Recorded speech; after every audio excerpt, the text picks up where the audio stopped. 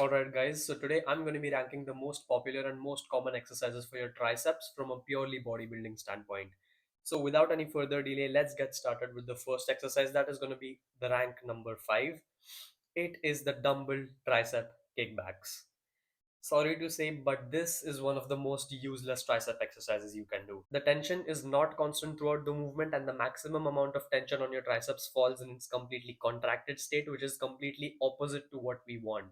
We want the maximum amount of tension in its completely stretched state, since that is the most useful part for hypertrophy. However, simply switching it up to a cable machine and doing it standing instead of bending over just makes this exercise much better, since it adds uniform tension throughout the movement and the position is not awkward where you have to be parallel to the ground. Moving on to exercise number 2, which is rank number 4, it is the dips. An amazing compound movement for the upper body, good for your shoulder health as well as it heavily targets your triceps in its completely contracted state. However, the excessive involvement of your lower chest in this exercise makes it more of a front delt and a lower chest exercise than a tricep exercise. Moving on to exercise number 3, which is rank number 3, it is the tricep push down. One of the best and the easiest ways to train your triceps in their completely contracted state, provides enough scope for progressive overload in the long term. However, this movement does not place your triceps in their completely stretched state, which is why they are going to be on rank number 3. Next, we will be moving on to rank number 2, which is the skull crushers. Skull crushers are probably the best free weight exercises you can do for your triceps. This exercise provides enough scope for progressive overload and it puts the triceps in its completely stretched state, which is exactly what we look for to get the best gains. You can lift much heavier loads as compared to other tricep exercises in this movement. However, because it's a free weight movement,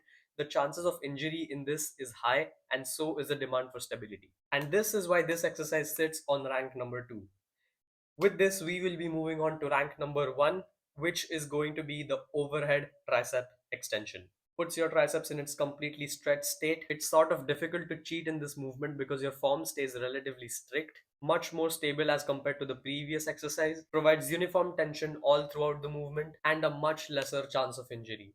What else do you need in a tricep exercise to get you the best gains? So if you ever had to choose only one exercise for your triceps, it should be this one. Alright guys, so that is it for this video. If you want to connect with me personally, you can follow my Instagram with the link in the description.